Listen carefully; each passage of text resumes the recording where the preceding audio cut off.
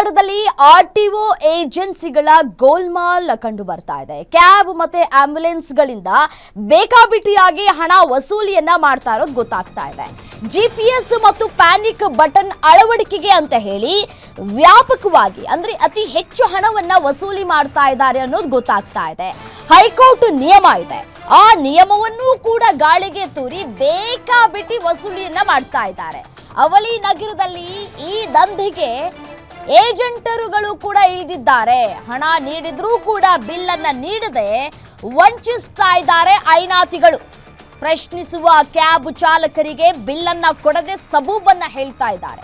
GST bill ತೋರಿಸಿದ ನಂತರವೇ passing ಮಾಡುವ ನಿಯಮ ಕೂಡ ಇದೆ. ಆದ್ರೆ ಬಿಲ್ ಇಲ್ಲದೆ ಇದ್ರೂ ಅಕ್ರಮಕ್ಕೆ ಸಾಥನ್ನ ಕೊಡ್ತಾ ಇದ್ದಾರೆ.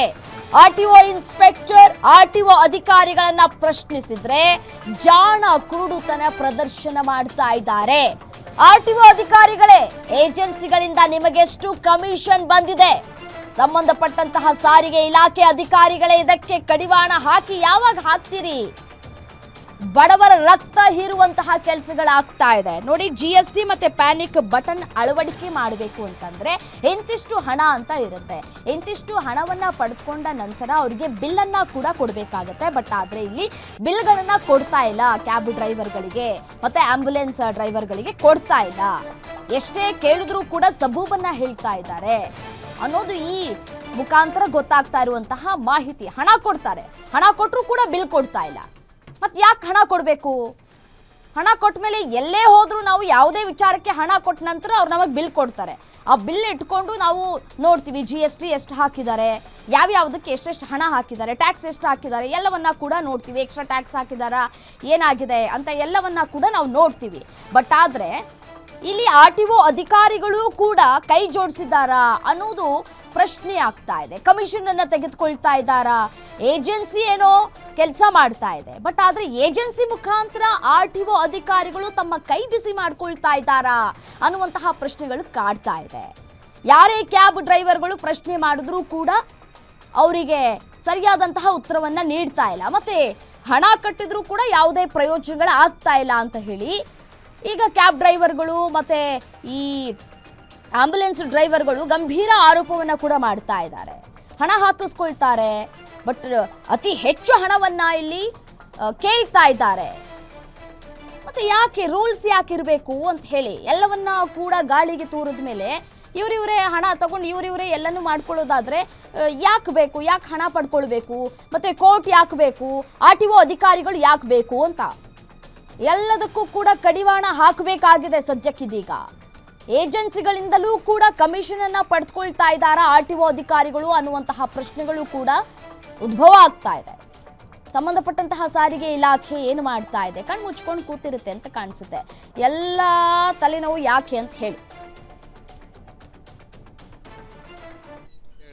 ರಾಮಿತ ಅಂತೇಳಿ ಈಗ ನಮ್ದು ಇದನ್ನು ಮಾಡ್ತೇವೆ ನಾವು. ಬೇರೆ ಕಡೆಯಿಂದ ತೊಗೊಂಬಂದು ತರಿಸಿ ಮಾಡ್ತೇವ್ರಿ ಇಲ್ಲಿ. ಸರ್ ನಮ್ದು ಬೆಂಗಳೂರ್ದು ಇದೆ. ಬೆಂಗಳೂರು ಹಿಂಗಾಗಿ ಸ್ಪೀಡ್ ಗವರ್ನರ್ ಅವನ್ನೆಲ್ಲ ಮಾಡ್ತಿದ್ದಾರಲ್ಲ ಸರ್, ಅದರಿಂದ ಇದನ್ನು ತೊಗೊಂಡು ಫಿಟ್ ಮಾಡಿ. ಟ್ರೇಡ್ ಲೈಸೆನ್ಸ್ ಅದು ಐತಿ ಏನು ಸರ್? ಇಲ್ಲಿ ಆರ್ಟಿಒಗಳ ಕಡೆಯಿಂದ ಪರ್ಮಿಷನ್ ಟ್ರೇಡ್ ಲೈಸೆನ್ಸ್ ಅದು ಐತಿ ಅಂದ್ರೆ ನಮ್ಗೆ ಇದನ್ನು ತೊಗೊಂಡಿರ್ತೀವಲ್ಲ ಸರ್ ನಾವು. ಫಾರ್ಮಿಂದ ಇವರು ಅಥರೈಸ್ಡ್ ಅಂತ ಕೊಡ್ತಾರಲ್ಲ, ಸರ್ಟಿಫಿಕೇಟ್ ಅಲ್ಲಿ ಅಥರೈಸ್ಡ್ ಅದಾವೆ ಸರ್, ಬೇಕಾದ್ರೆ ಕಳಿಸ್ಕೊಡ್ತಾರೆ. ಆಫೀಸ್ನಾಗ ಇದಾವೆ ಸರ್, ಅಲ್ಲಿ ಬೆಂಗಳೂರಲ್ಲಿ ಅದಾವೆ, ತರಿಸ್ಕೊಡ ಹುಬ್ಳಿ ಒಳಗೆ ಏನು ಸರ್? ಹುಬ್ಳಿ ಒಳಗೆ ಹುಬ್ಳಿ ಒಳಗೆ ನಾವು ಬರೀ ಡೀಲರ್, ನಾವು ಟೆಕ್ನಿಷಿಯನ್ ಅಷ್ಟೇ ಸರ್, ನಾವು ಫಿಟ್ಮೆಂಟ್ ಮಾಡ್ತೇವೆ. ಮಾಡ್ತೀರಿ ಯಾವ ಗಾಡಿಗೆ ಸರ್?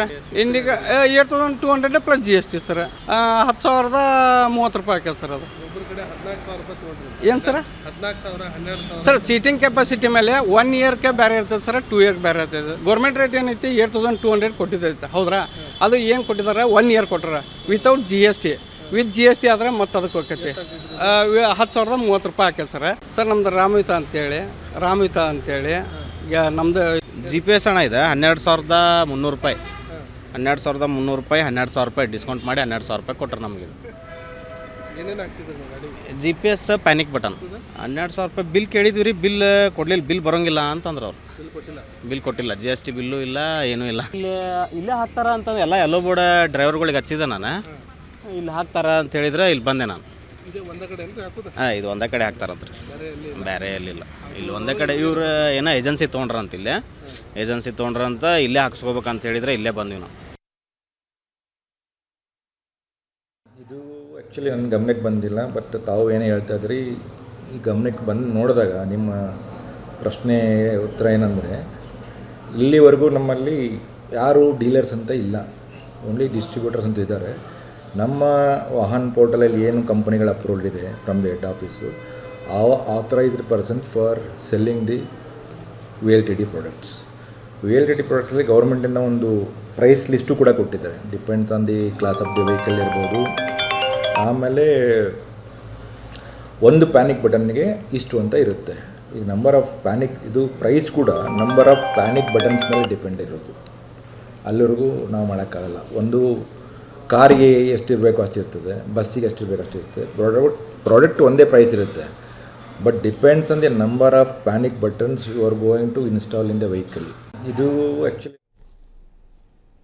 ಎಸ್, ಇನ್ನು ಇದೇ ವಿಚಾರಕ್ಕೆ ಸಂಬಂಧಪಟ್ಟಂತೆ ಮತ್ತಷ್ಟು ಡೀಟೇಲ್ಸ್ ಕೊಡ್ತಾ ಹೋಗ್ತಾರೆ ನಮ್ಮ ಪ್ರತಿನಿಧಿ ಮಲ್ಲಿಕ್ ದೂರವಾಣಿ ಸಂಪರ್ಕದಲ್ಲಿದ್ದಾರೆ. ಎಸ್, ಇನ್ನು ಮಲ್ಲಿಕ್, GPS ಮತ್ತು ಪ್ಯಾನಿಕ್ ಬಟನ್ ಅಳವಡಿಕೆ ಮಾಡೋದಕ್ಕೆ ಅಂತ ಹೇಳಿ ಸರ್ಕಾರದಿಂದ 8,200 ರೂಪಾಯಿ ಅಮೌಂಟನ್ನು ನಿಗದಿ ಮಾಡಲಾಗಿದೆ. ಪ್ಲಸ್ GST ಅಂತ ಹಾಕಿದ್ರೂ ಕೂಡ ಅಲ್ಲಿಗೆ 10,030 ರೂಪಾಯಿ ಬರುತ್ತೆ.